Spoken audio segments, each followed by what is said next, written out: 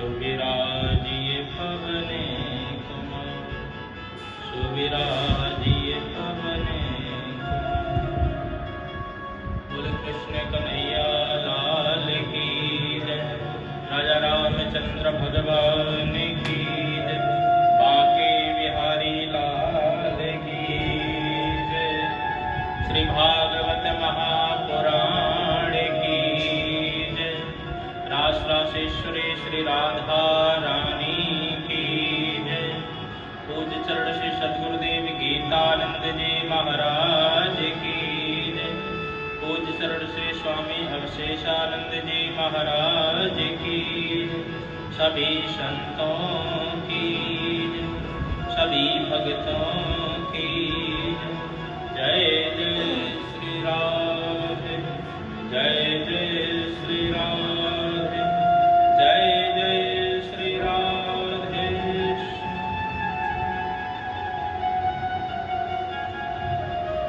परम मंगलमय, परात्पर अकारण करुणालय, भक्त वांछा तनिंदित विनिंदित श्री बालकृष्ण लाल के पाद पद्मों में प्रणाम करते हुए आज के सत्संग सरिता में हम सब सराबोर होने का प्रयत्न करेंगे। इसमें अवगाहन करने की कोशिश करेंगे। जिस सत्संग सुनने मात्र से जीव के तीनों प्रकार के आदि दैहिक, आदि दैविक और आदि भौतिक जो त्रिताप हैं, उन त्रितापों का शमन हो जाता है। वो त्रिताप शीघ्र ही नष्ट हो जाते हैं। तो ऐसे त्रितापों को नष्ट करने के लिए, अपने मन और वाणी को पवित्र करने के लिए आज हम सत्संग में अवगाहन करेंगे। सुदूर अंचलों से पधारे समस्त भगवत चरणानुरागी भक्त वृंद, श्रोत्र वृंद एवं भक्तमती माता,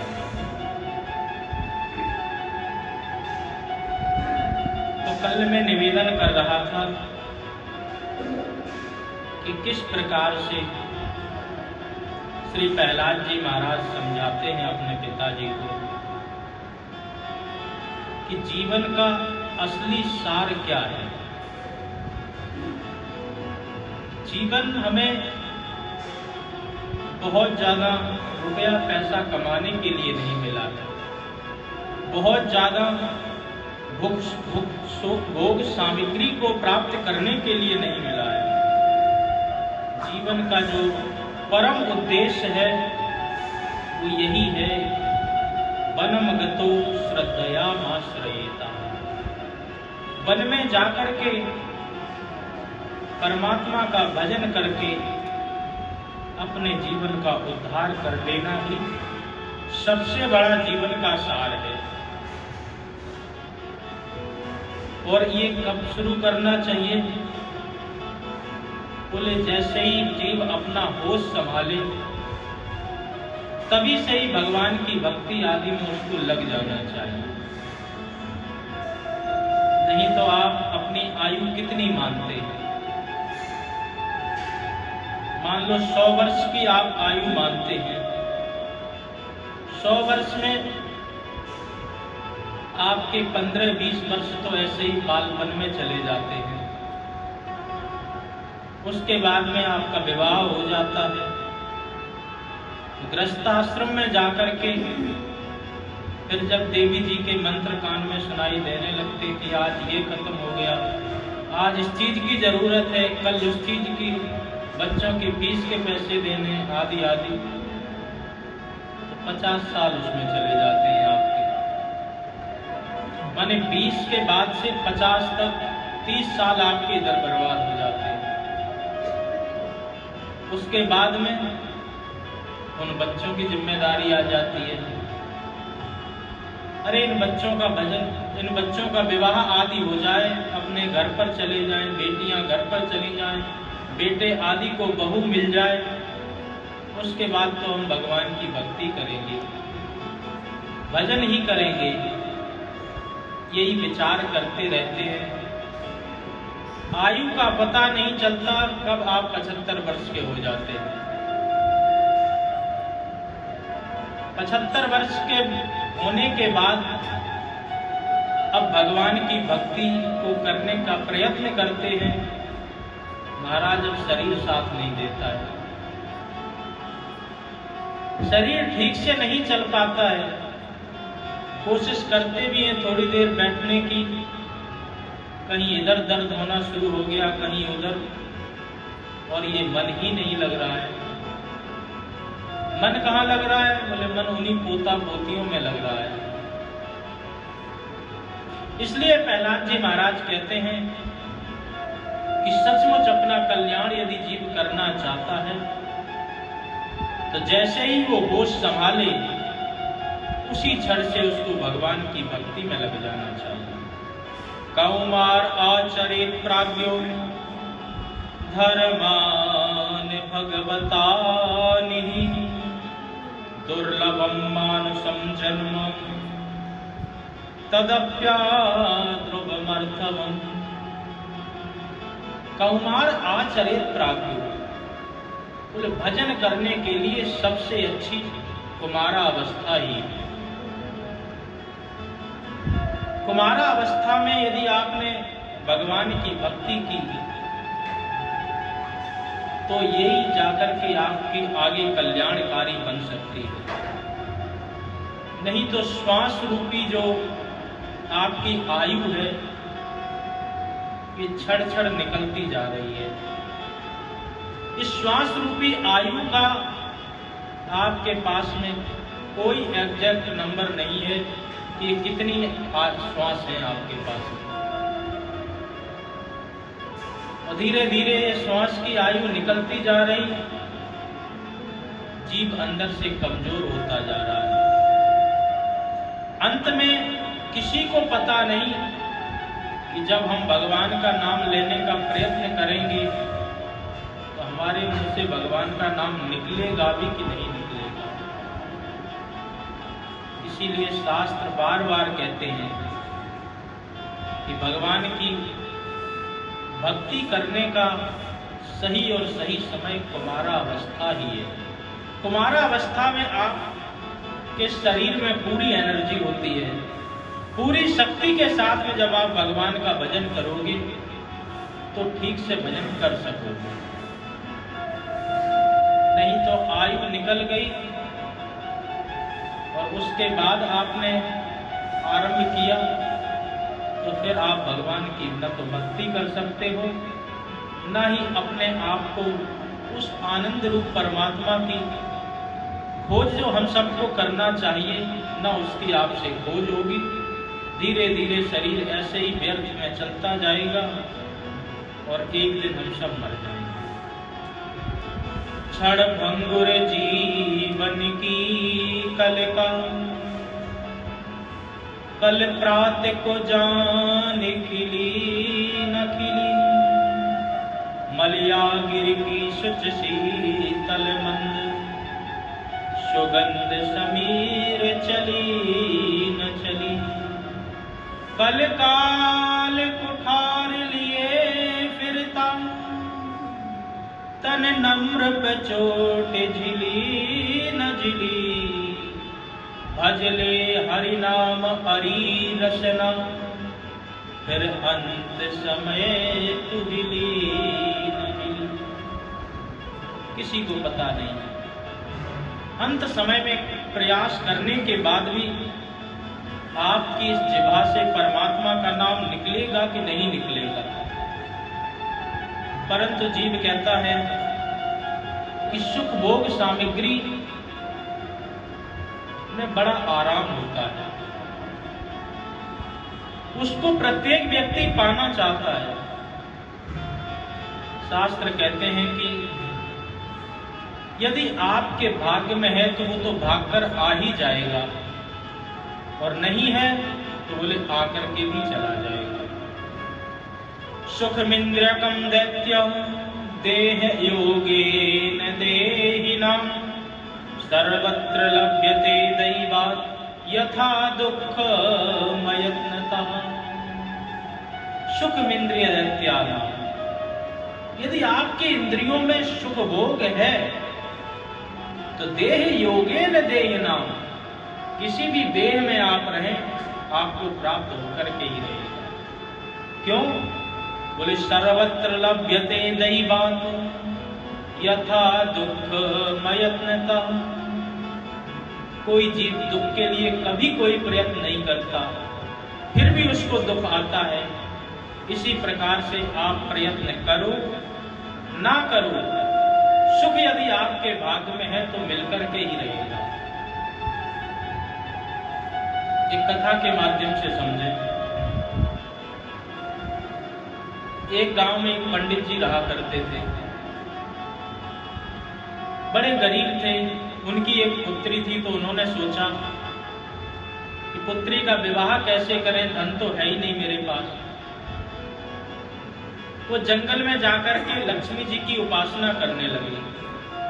बोले लक्ष्मी जी को प्रसन्न कर लेंगे, वरदान में उनसे इतना धन मांग लेंगे जिससे हमारी कन्या का विवाह हो जाए। जंगल में जब गए, जाकर के लक्ष्मी जी की खूब आराधना की। लक्ष्मी जी की आराधना जैसे ही सिद्ध हुई, लक्ष्मी माता प्रकट हो गई। कहा कि वर मांगो। ब्राह्मण ने कहा माता मुझे तो सिर्फ इतना धन चाहिए जिससे मैं अपनी पुत्री का विवाह कर सकूं। माता लक्ष्मी जी ने कहा कि तुम्हारे पुत्री का विवाह तो गांव वालों ने मिलकर के कर दिया है, तुम इसके बदले अब और कोई वरदान मांगो। उन्होंने कहा माता मैंने तो सिर्फ इसीलिए विवाह के लिए ही आपकी तपस्या की थी, अगर विवाह हो गया अब तो मुझे कुछ भी नहीं चाहिए। माता ने कहा कि नहीं नहीं, तुमने तपस्या की है, तपस्या के आधार पर तुम्हें इसका फल तो भोगना ही पड़ेगा। जाओ मैं तुम्हें वरदान देती हूं कि तुम 1 वर्ष तक गद्दी पर जाकर के राज्य करो। 1 वर्ष तक तुम किसी राज्य के राजा बनकर के रहोगे। माता ऐसे कहकर के अंतर ध्यान हो गई। पंडित जी भी हंसने लगे, देखो हमारे पास कूटी कौड़ी भी नहीं है और माता लक्ष्मी जी जो है हमें राजपाट का वरदान देकर के चली गई। लक्ष्मी जी भी झूठ बोलती हैं। फिर विचार किया नहीं नहीं, माता लक्ष्मी हिरण्यगर्भ हरणाम वर्णीम सुवर्ण रजतस्रजाम चंद्राम हिरण्यमयीम लक्ष्मीम जात वेदों में आवा। वेदों में वर्णन है कि लक्ष्मी माता का वचन कभी झूठ नहीं हो सकता। चलो अब उन्होंने सोचा अब कहाँ मुझे फिर कोई राजपाट मिलेगा, सुख वैभव भोगना पड़ेगा, उसमें फंस जाऊंगा, उसके बाद फिर यही 84 का चक्कर होगा तो कल्याण तो मेरा हो ही नहीं पाएगा। तो पंडित जी को मरने की सूझी, सोचने लगे कि कहीं जाकर के मैं मर जाऊं। फिर विचार किया यदि आत्महत्या करता हूं तो फिर कोई भूत प्रेत आदि योनियों में भटकना पड़ेगा। यदि कोई राजा मुझे फांसी दे दे तो वो आत्महत्या में नहीं गिना जाता है। तो एक राज्य में गए और राज्य में राजा अपने गद्दी पर बैठा हुआ था। तो पंडित जी सोचने लगे कि मैं कैसा अपराध करूं जिससे ये राजा मुझे फांसी दे दे। तो पंडित जी ने अपना जूता उतार के सीधे राजा के मारा। राजा ने अपनी गर्दन इधर कर ली तो पंडित जी का जूता सीधे छत्र में लगा जाकर के। उस छत्र में एक सर्पिणी लपटी हुई थी, वो राजा को काटने के लिए आई थी। पंडित जी के जूता मारने से वो सर्पिणी मर गई।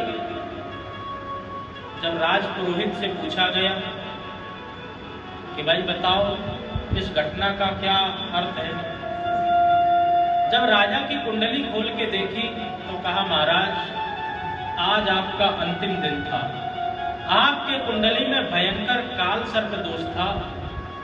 ब्राह्मण देवता के इस उपाय से आपका काल दोष टल गया। अब तो राजा ब्राह्मण के खूब गुण गाए, अरे महाराज आपने मेरी जान बचा दी, पंडित जी कहे नहीं, मैंने तो अपराध किया, मुझे फांसी दो। अरे महाराज कैसी बात कर रहे हो, आपने मेरी जान बचाई है, आप तो अब मेरे राजगद्दी पर बैठो। राजगद्दी पर बैठा दिया। अब राजा रोज पंडित जी की आरती उतारे। राजा के साथ में पंडित जी को रहना था तो इनको भी तलवार दे दी गई और खूब अच्छी तरह भोग सामग्री इनको दी गई। पंडित जी खूब अच्छी तरह भोग सुख सामग्री भोग रहे थे। एक दिन राजा ने सोचा चलो जंगल में शिकार खेलने के लिए चले। तो शिकार खेलने के लिए गए। वहीं जंगल में एक शिविर बनाया, वहीं पर एक राजा का बिस्तर लगा, बगल में ही पंडित जी का भी बिस्तर लगाया गया। राजा सो रहा था और पंडित जी भी सो रहे थे वहीं पर। धीरे से देखा तो एक सांप वहां पर आ गया। पंडित जी ने सोचा, राजा तो खूब खर्राटे बजा के सो रहा था, परंतु सांप की आवाज से पंडित जी की नींद खुल गई। पंडित जी ने सोचा इस राजा ने मेरी कितनी सेवा की है, इसको कोई सांप काट लेगा। तो तुरंत पंडित जी ने अपनी तलवार निकाली। तो तलवार निकालने की आवाज से सांप तो वहां से भाग गया, परंतु राजा की नींद खुल गई। राजा की नींद खुल गई और उसकी मति दूषित हो गई। राजा कहने लगा, क्यों रे पंडित, मैंने तुझे अपनी राजगद्दी पर बिठाला और अपने बराबर का स्थान देकर के रोज मैंने तेरी आरती उतारी। आज तू अकेले समझ करके मुझे मारना चाहता, तू चाहता है कि मैं राजा को मार दूं और सारा राजपाट मैं ही हड़प लूं। नहीं महाराज, यहाँ तो सांप आया था। सांप कहाँ? सांप तो जा चुका था। तो राजा ने सोचा कि तूने एक बार सचमुच मेरी जान बचाई है, तो इसलिए मैं तुझे मारता नहीं हूं, मैं तुझे अपने राज्य से देश निकाला दे देता। क्यों ऐसा हुआ? क्योंकि पंडित जी का जो भोग कर्म प्रारब्ध था वो समाप्त हो चुका था। पंडित जी जा रहे थे, रास्ते में फिर लक्ष्मी माता जी मिल गई। कहो पंडित जी। बोले माता, मैं आपकी बात मान गया कि जो जिसके कर्म में है, जो पहले से ही प्रारब्ध में लिखा जा चुका है, जीव चाहे या न चाहे वो उसको मिलकर के ही रहता है। इसीलिए सर्वत्र लभ्यते दैवात् यथा दुख मयत्नता। जिस प्रकार से कोई भी जीव दुख के लिए यत्न प्रयत्न नहीं करता है, दुख उसको होता ही होता है। ऐसे ही आप कोई कर्म करो या ना करो, अगर आपके प्रारब्ध में सुख भोग सामग्री है, वो आपको मिलकर के ही रहेगी। तो इस प्रकार से बहुत अच्छी तरह प्रहलाद जी समझा रहे हैं अपने मित्रों को। कहते हैं, मित्रों, ये जो संसार की कामनाएं हैं, जो संसार के कार्य हैं, ये कभी समाप्त नहीं होते। इनको करते करते जीव समाप्त हो जाता है। इसलिए अपनी जिंदगी का कुछ समय ऐसा निकालो कि भगवान की भक्ति करो, कोई जिंदगी सार्थक है। जिंदगी जब तक रहेगी फुर्सत न होगी काम से, कुछ समय ऐसा निकालो प्रेम कर लो राम से। ऐसा समय कुछ निकालो जिससे परमात्मा का हम सब नाम ले सकें, परमात्मा का भजन संकीर्तन कर सकें। तो अब मित्रों ने कहा कि भैया, भजन कीर्तन करने में तो मैं भी चाहता हूं कि खूब भजन कीर्तन करूं, परंतु तुम्हारे पिता से मुझे बहुत डर लगता है। बोले उनसे डरने की कोई जरूरत नहीं, अगर कोई परेशानी होगी तो मैं सब संभाल लूंगा। जब इस प्रकार से प्रहलाद जी ने कहा तो सारे मित्र भगवान का भजन करने लगे। गोविंद मेरो है, गोपाल मेरो है, गोविंद मेरो है,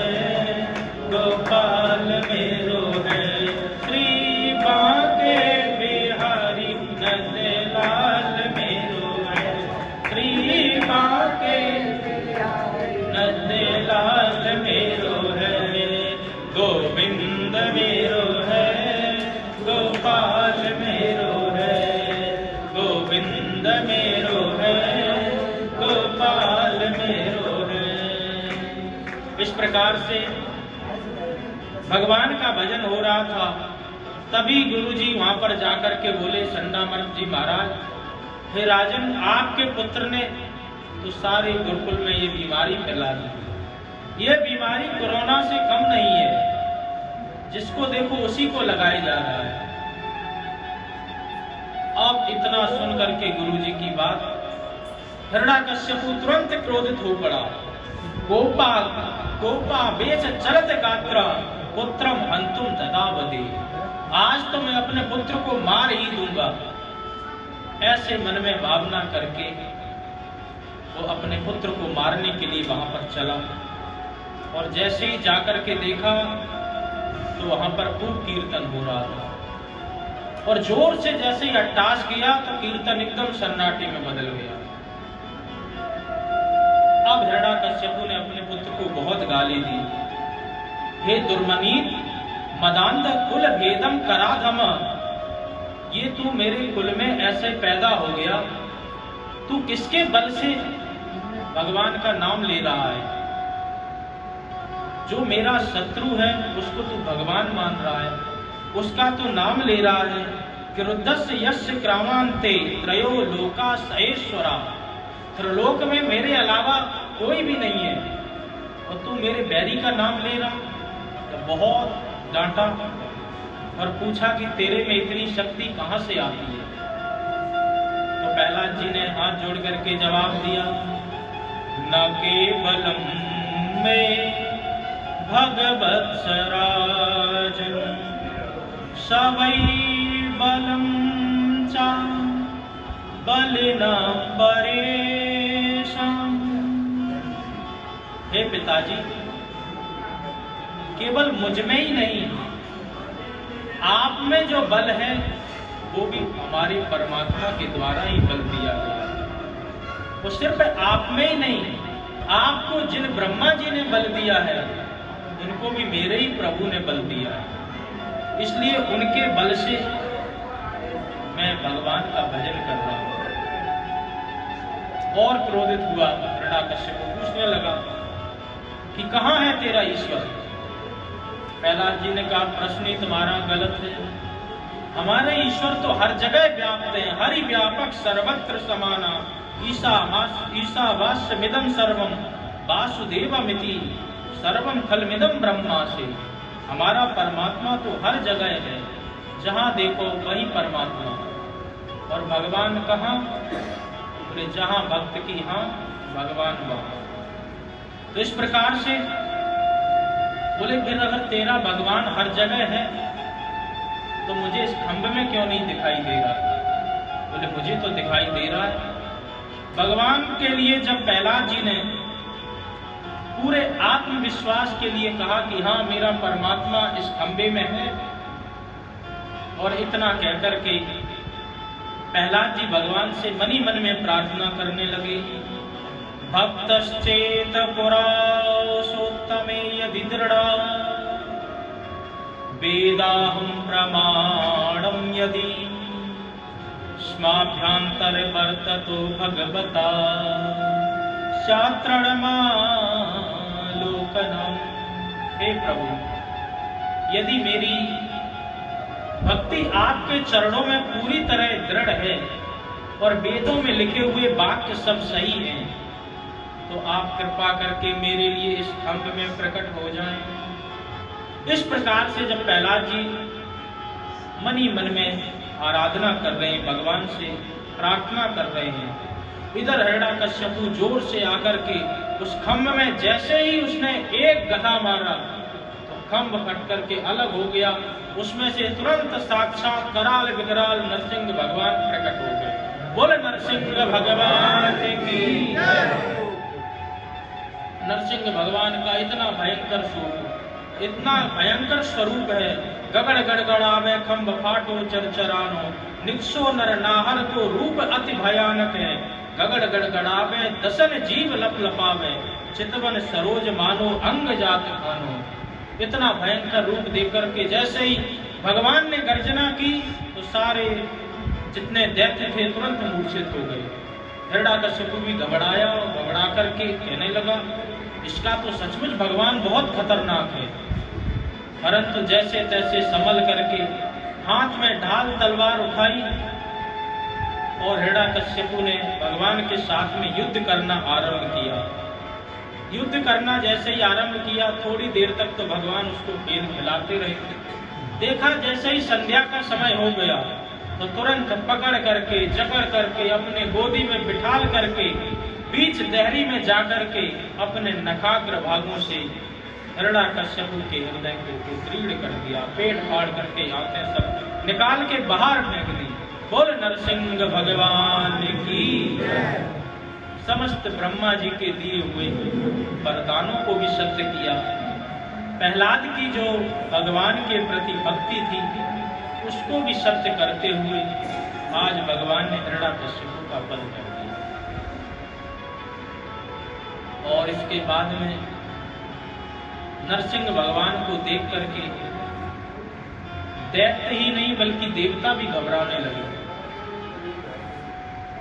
जो भी देवता उनके पास में जाएं तो ऐसी गर्जना करें नरसिंह भगवान, तुरंत वो डर करके भाग करके दूर चले जाएं।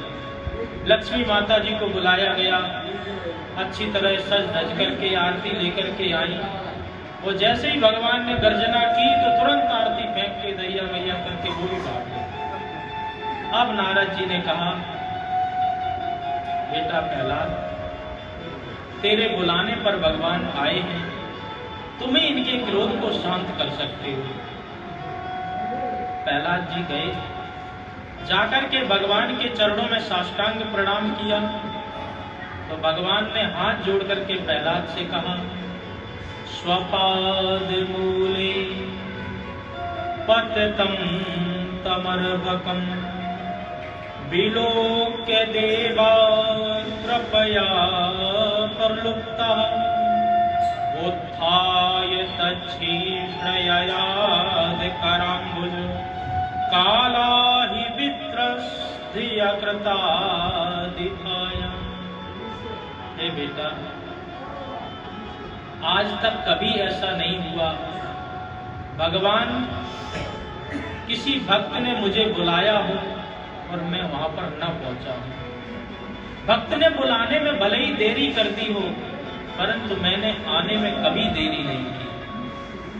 और पहली बार ऐसा हुआ कि तू मुझे पुकारता रहा, इतने कष्टों को भोगता रहा, परंतु मैं फिर भी नहीं आया। इसलिए बेटा मैं तुझसे क्षमा चाहता हूं। जब इस प्रकार से नरसिंह भगवान ने प्रहलाद जी के प्रति अपना भाव प्रकट किया, तुरंत प्रहलाद जी गदगद हो गए और कहने लगे, महाराज प्रभु, मैं तो सिर्फ यही समझ रहा था कि पता नहीं मुझे कभी आपके दर्शन हो पाएंगे कि नहीं हो पाएंगे। दैत्य कुल में मैं पैदा हुआ हूं और तामस, रजोगुण और तमोगुण आदि विकार मेरे अंदर भरे हैं। पता नहीं आप मुझ जैसे तमोगुणी को अपनी कृपा का पात्र बनाएंगे भी कि नहीं बनाएंगे। परंतु मैं आज बहुत प्रसन्न हूं। आज आपने मुझे ऐसी कृपा प्रदान की है जो आपने बड़े बड़े देवताओं को भी नहीं दी। ब्रह्महदया सुरगणा मुनयोथ सिद्धा सत्वकता समनयो वचसा प्रभावी। जो ब्रह्मा आदि देवताओं को भी आपने कृपा प्रदान नहीं की, ऐसी कृपा आपने आज मुझ पर की है। तो इसलिए मैं आपको किस प्रकार से धन्यवाद करूं, मुझे खुद समझ में नहीं आ रहा। क्योंकि मेरे ना तो शुरू से कर्म ही अच्छे थे, न मेरा वंश ही अच्छा था, फिर भी प्रभु आपने कृपा की। इस प्रकार से भक्त भगवान से प्रार्थना कर रहा है। भगवान ने कहा, प्रहलाद जी अच्छा वरदान मांगो। प्रहलाद जी ने हाथ जोड़ करके कहा, महाराज ये मांगना जांचना ये तो व्यापारियों का काम है। भक्त और भगवान के बीच में मांगने की कोई आवश्यकता ही नहीं है। जब बहुत कहा कि नहीं नहीं तुम वरदान मांग ही लो, तो प्रहलाद जी ने कहा, यदि आप देना ही चाहते हो तो मुझे ये वरदान दो कि मैं आपसे या किसी से कभी कुछ मांगो ही नहीं। भगवान बोले, तू तो नहीं मांगेगा, परंतु जा सकता हूँ, इसलिए जाओ, मैं तुम्हें वरदान देता हूँ, 1 मनवंतर तक तुम जाकर के राज्य करो और उसके बाद में हमारे दिव्य लोक में आकर के नित्य पार्षद बनकर के सदा हमारे साथ रहो। इस प्रकार से प्रहलाद जी का कल्याण किया भगवान ने। बोल भक्तवत्सल भगवान की जय। सुखदेव जी महाराज कहते, परीक्षित, आपका प्रश्न था कि भगवान पक्षपात करते हैं, बताओ दैत्य पुत्र पर भी दया की भगवान ने, देवताओं पर भी दया करती, तो इसमें पक्षपात कहाँ हुआ? भगवान तो जो व्यक्ति जिस प्रकार से परमात्मा को बचता है वैसे ही भगवान सामने आकर के प्रकट हो जाते हैं। जाकी रही भावना जैसी, प्रभु मूरत देखी तिन तैसी। उसी प्रकार से परमात्मा उसके सामने प्रकट हो जाते हैं। तो आज प्रहलाद जी ने भगवान को अपना स्वामी माना, रक्षक माना, तो तुरंत आकर के भगवान ने प्रहलाद जी की रक्षा की और अंत में प्रहलाद जी का उद्धार भी किया। इसी के साथ में आगे कुछ वर्णाश्रम धर्म की व्यवस्था का वर्णन बहुत अच्छी तरह बताया कि किस प्रकार से 4 वर्ण होते हैं, ब्राह्मण, क्षत्रिय, वैश्य और शूद्र। इसी प्रकार से 4 आश्रम भी हैं, ब्रह्मचर्य आश्रम, गृहस्थ आश्रम, वानप्रस्थ आश्रम और संन्यास आश्रम। इनकी अपनी बहुत अच्छी व्यवस्था है। तो ब्राह्मण, क्षत्रिय, वैश्य के जो कर्म हैं उनको अपने कर्म पर दृढ़ रहना चाहिए। भगवान गीता में बताते हैं कि ब्राह्मण के कर्म क्या क्या हैं। समोदमस्तपः शौचम् क्षान्तिराजरमेव च ज्ञानं विज्ञानमन्तव्यम् ब्रह्म कर्म स्वभावजम्।